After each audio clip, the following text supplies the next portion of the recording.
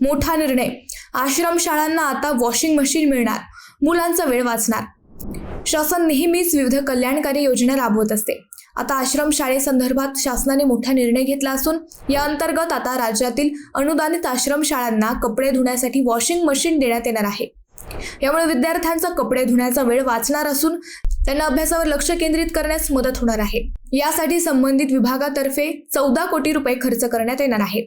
अहिल्यानगरचा विचार केला तर इतर मागास बहुजन कल्याण विभागाच्या 15 संस्थांमध्ये 27 आश्रमशाळा आहेत। या सर्वांना वॉशिंग मशीनचा लाभ मिळणार आहे। आश्रमशाळेमध्ये इतर मागासांसह विमुक्त भटक्या जमाती प्रवर्गातील मुला-मुलींना 1ली ते 12वी पर्यंत मोफत शिक्षणासह निवास, भोजन, आरोग्य सुविधा, शैक्षणिक साहित्य, अंथरूण पांघरूण, जेवणाची भांडी आदी सुविधा पुरवण्यात येतात।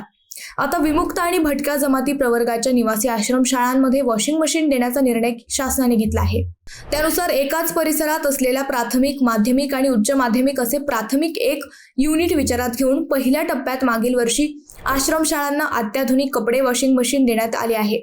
आता उर्वरित आश्रमशाळांना वॉशिंग मशीन देण्यात येणार आहे।